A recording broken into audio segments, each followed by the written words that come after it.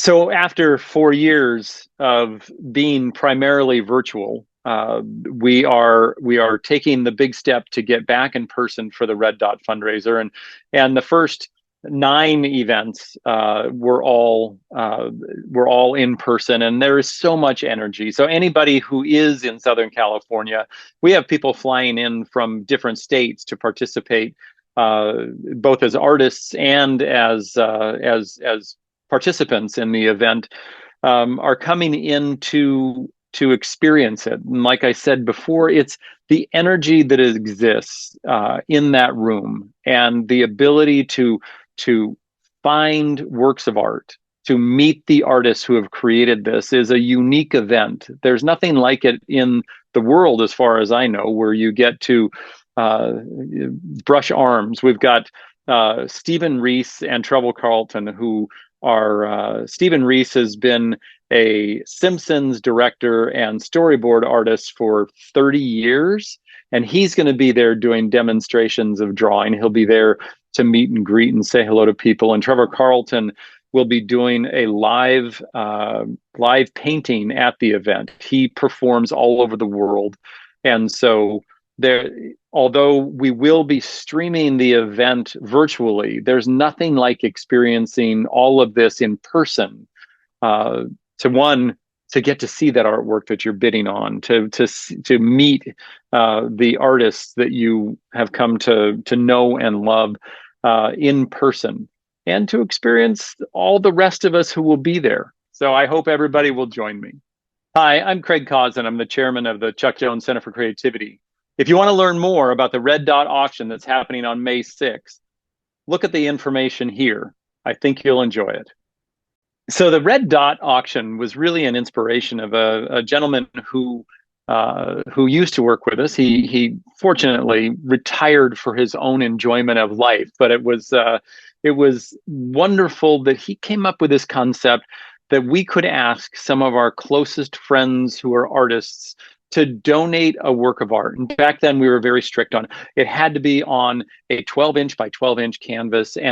But the concept that he brought to it was you don't know who the artist is. And there was a variety. My daughter at the time, I think she was maybe 5 years old, and did a work of art, and it was wonderful for what a 5-year-old is going to make on a canvas at that time. And there were others who donated who, their original artwork on a 12 by 12-inch canvas might sell internationally for thousands and thousands of dollars. But the idea was you put them on the wall and allow people to bid on them for what they like, because they're all up there anonymously. And so at that point, everything started at the same price. Everybody could then, when the auction happened, a red dot in the art world means that you've purchased something. And so we allowed people to start the silent auction bidding at this low price, and then they built on it. But if somebody was tired of competing on it, then all of a sudden they could take their red dot that they had. And back in the day, we used to say you only had 2 red dots so that everybody could have a chance.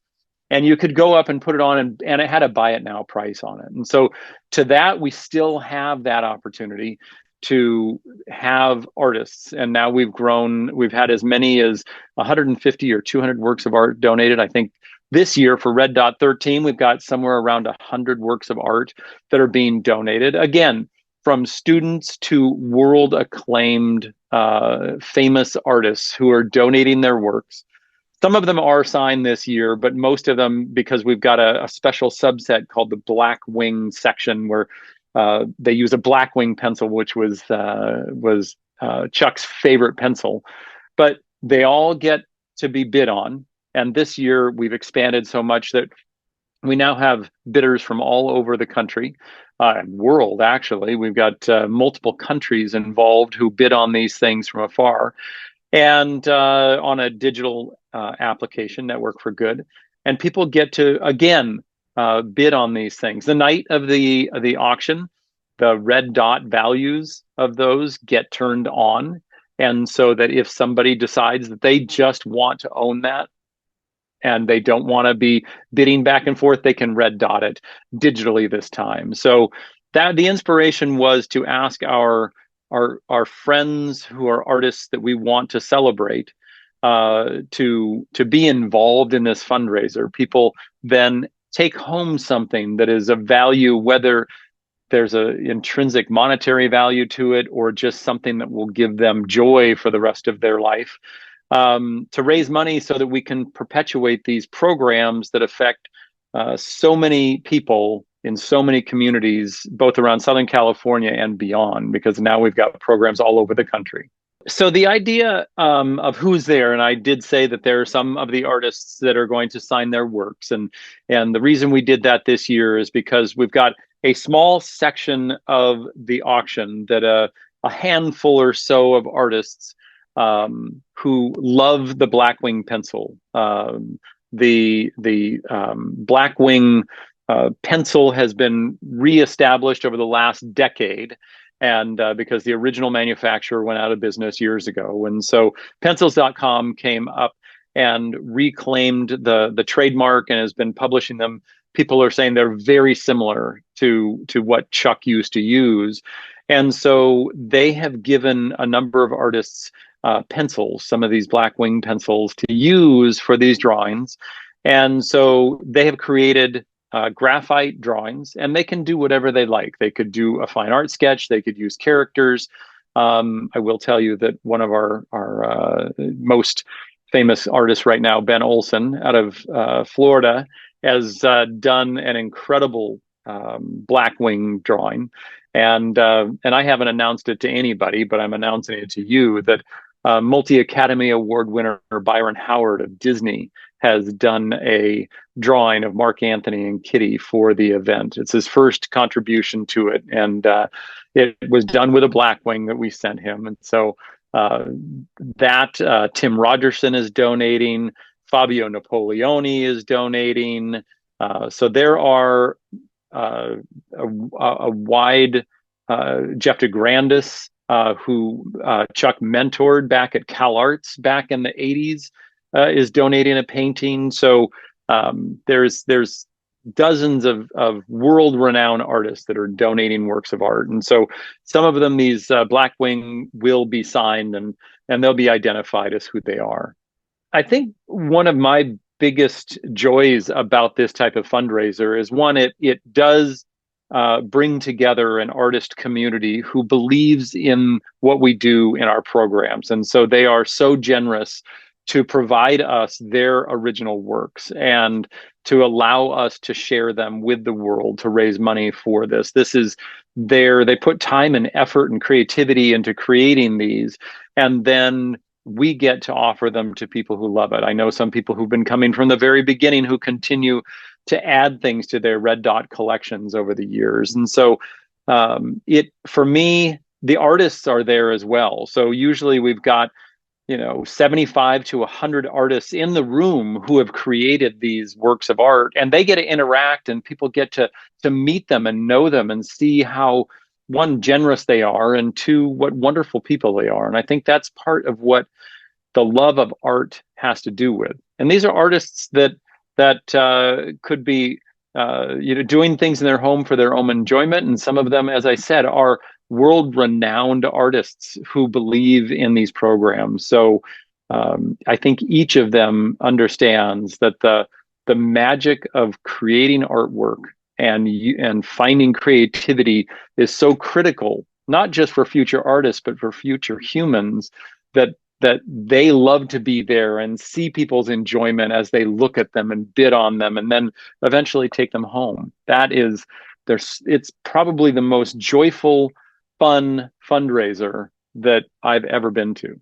Each of these fundraisers has to do with art that is donated by these incredible artists, but it's also the people who either for their first time are coming to experience this fundraiser, and it's different than any other. It's not just we're going to ask you to donate and for the important programs. And if people just want to donate, that's wonderful. But the idea that they are experiencing this creative communication from the artist on the wall without even knowing who they are for the most part, that there's an experience there and there's a bond between the artist and the collector and the bidder who is supporting the organization. And the board members are there and the artists are there. And so there's this connection that is created through that work of art. So this wonderment, it's not just chatting with everybody, but going up and seeing that one speaks to me, and I would like to give in order to support this organization, and I get to take this beautiful work of art home to enjoy and remember. And actually, we've had people who have enjoyed it for a year or two and decide that they want to support the organization again. They have it in their home, they love it, and then they donate it back and say, you know what, let's keep this going. It's almost like paying it forward again and again, that the artist continues to live from wall to wall and home to home, which was some of the most beautiful things that I've ever heard on why some people redonate their artwork, because they said, you know, I've enjoyed it, but I want it to happen again and somebody else to enjoy this in the future. Well, the Red Dot auction is our most important fundraising event of the year. And, you know, as a 501c nonprofit public charity, we offer our programs, whether it's free to the community or at a price that is affordable for people to participate in. It's still a nonprofit, and we do need the community support in order for us to continue to do what we do. And so we have used this as our primary fundraiser for the year to allow us to continue. And those who come may understand we have demonstrations of art. We have ability for people to participate this year in a doodle wall and demonstrations of drawing with artists. So they get the idea about what the experience is for people who participate in the programs. And so oftentimes people who come to the fundraiser because they believe in the mission end up coming themselves, sending their kids, sending their grandchildren to the programs, because they want that feeling that they've gotten to experience at the fundraiser in an ongoing basis. So we've got a new location this year for the Red Dot auction, and it actually is the new home of a classroom for the Chuck Jones Center for Creativity. It's over in Costa Mesa at the Randy Higbee Gallery, and Randy and I have known each other for probably 15 or 20 years. He's been in the art business and the framing business forever. He's got a beautiful space in his warehouse where he holds events. He's got art walls and beautiful lighting, and it's a perfect destination. And when we reconnected maybe 6 or 8 months ago, he said, you know, when we were over at the South Coast Collection, he always wished that we had been collaborating together, because he's got this beautiful space. And when these small offices at his location came available, we connected, and it allowed us to find a new location to do private programs, small group programs, even our Girl Scouts programs in this classroom space. But it also gives us access to this larger event space that he has. And so it seems like a perfect solidification of this partnership and the collaboration. He understands art. He's been in the art and framing business for 50 years, and he appreciates art. He sells art. He frames art. And so for us to be able to have a destination where it just feels like an artist's environment to hold this event is fun for everybody. The attendees, the artists, for Randy's people, it is a perfect destination, and we look forward to expanding our programs there in Costa Mesa, kind of near the on the backside of the airport at Orange County. So a lot of times we're asked, you know, why is it that we reach out for donations and support from the community, and whether it's the local community or beyond? And the fact is that Chuck was work for hire at Warner Brothers, and Warner Brothers owns the Looney Tunes, and they're gracious enough to partner with us to allow us to utilize the characters in our programs. And so that is a unique opportunity that we have to utilize really the history of these Looney Tunes, Chuck's genius in these characters that he created. But it's not like he's getting, or anybody gets, royalties on these characters. He doesn't own them. We never own them. So the idea that we need outside support, like any nonprofit needs community support in order to survive, is the same for the Chuck Jones Center for Creativity. And one of the things that Chuck always talked about was figure out what it is that you want to achieve, what you love, and what you want to bring to the world, and then take a step forward. And that's what we've been doing for 24 years now, since the organization was created. And we don't know where the next step of funding is going to come from, but we believe that those in the community and companies who want to sponsor and grant funders who believe in what we do will come out as we go out and tell the story and help us to achieve more throughout local community and beyond.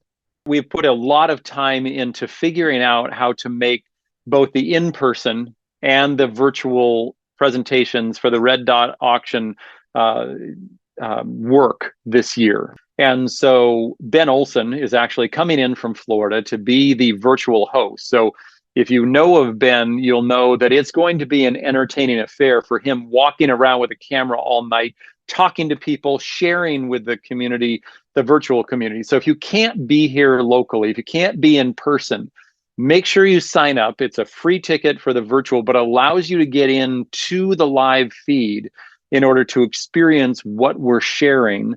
It also will allow you to bid on the artwork. And so Network for Good, if you go to chuckjonescenter.org, you can find out how to get involved with bidding from afar. And you may just bring some disappointment to those in the building by outbidding them and getting a piece of artwork that you love by not even being there. If you're in New York or in Italy or in Asia, you can find something wonderful. So I hope that everybody will join. Love to see you in person because I'd love to shake your hand or give you a hug. And if not, I'd love for you to experience the virtual presentation that Ben's going to be hosting during the event. Well, this is Craig Kausen. I'm Chuck Jones' grandson, which means nothing other than I had an incredible childhood and upbringing. Had a lot of wonderful time with Chuck until I was 40 years old. But he inspired me to help create the Chuck Jones Center for Creativity. And the Red Dot auction is our most important fundraising event of the year, critical to the organization. And so I ask you to sign up for the Red Dot, whether it be the virtual event or come in person and bid on some artwork, buy some of the auction items, make a donation to support the organization so that we can continue to bring these programs to the world.